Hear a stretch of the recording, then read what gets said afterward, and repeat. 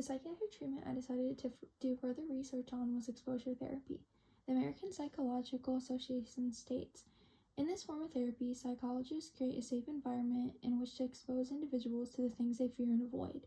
The history of exposure therapy has roots within classical conditioning." In the late 1800s, Ivan Pavlov created the basis of exposure therapy in his classical conditioning experiments. He found that he could train dogs to salivate when a ball was rung, even if they weren't rewarded afterward. Then, starting in the 1920s, Mary Cover Jones and other behavioralists began to understand that behavioral responses could not only become learned but also unlearned. A little bit later in the 1950s, Dr. Joseph Wolf created a strategy called systematic desensitization. In this treatment, people were deliberately exposed to the fears, which helped reduce their sensitivity. Then in the 1970s, treatments for OCD used exposure therapy in a new way. These treatments allowed patients to be exposed to obsessive thoughts, but stopped them from acting out the anxiety-relieving compulsive behavior. This led to the now exposure therapy, where desensitization and unlearning are used to treat many anxiety disorders. Throughout history, exposure therapy has also been shaped by society's shift towards empirical approaches and the growing acceptance of behavioral principles. This period wanted to see observable outcomes and empirical data from psychological treatments. Originally, exposure therapy was used in low-income countries to mainly treat phobias, but is now treating a wide variety of people. Additionally, exposure therapy is not only used to treat phobias, but also panic disorders, social anxiety disorders, OCD, generalized anxiety disorders, and PTSD. The variance within the modality has allowed psychologists to find different techniques within it, including flooding, systematic desensitization, graded exposure, and inclusion of CBT techniques. Throughout the years, the empirical support from research for exposure therapy has helped show its benefits. In a clinical setting, exposure therapy is conducted by a licensed therapist with specific training in the modality. The therapy will first train the patient in coping techniques to help them learn how to properly manage their feelings. Once the fear of anxiety has been identified, then the therapist will expose the patient to the feared stimulus. Then a graded approach may be used to gradually expose the patient to more feared stimuli. The number and length of sessions will vary based on the progress. During this time, the therapist can monitor the patient's signs of distress and help them manage it. One 2020 research review showed that in vivo exposure appears to be the most effective treatment for a wide variety of phobias.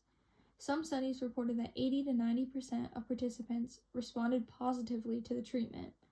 Another 2020 research review showed that exposure therapy was in 91% of successful anxiety disorder treatments in children. In comparison to other modalities, exposure therapy can provide beneficial results without the side effects of medications. However, exposure therapy does not necessarily include the people within the patient's life who may be affected by their distress. Similarly to other modalities, there is always a chance of worsening this distress without proper administration. One article stated the DSM-5-TR provided 3 quality exposure types: direct personal exposure, witnessing of trauma to others, and indirect exposure through trauma experience of a family member or other close associate. Therefore, exposure therapy aligns with the DSM-5 by directly targeting symptoms.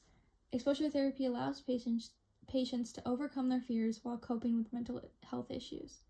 Additionally, one article explains some therapists believe the best strategy is a colorblind approach, which will tend to ignore issues related to race and culture. Colorblind ideology minimizes ethnic and racial differences and emphasizes commonalities. However, this approach is associated with more negative outcomes. So this is not necessarily the best approach. Having cultural understanding is essential to adequately treating patients. One critique surrounding exposure therapy is the ethical boundaries regarding patient comfort.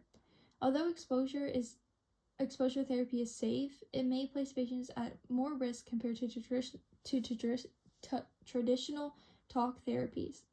Additionally, there is an increased risk of responding negatively to exposure therapy and increasing fear or anxiety. I think a weakness of exposure therapy is the possibility of an increase in dropout rates and the potential of worsening symptoms. One strength I find in exposure therapy is the successful rates of regarding multiple different disorders. I think because exposure therapy is successful within multiple disorders, then it shows the versatility of the modality. The future developments within exposure therapy are mainly focused on the inclusion and improvement of VR. VR exposure therapy has been around for a while. However, it is not fully supported within the community. One study stated, in the case of VR exposure therapy for anxiety disorders, more than a dozen efficacy trials conducted over 20 years have been convincingly shown that this intervention is efficacious and associated with low rates of deterioration. I think there are a lot of ethical worries and limited research surrounding exposure therapy.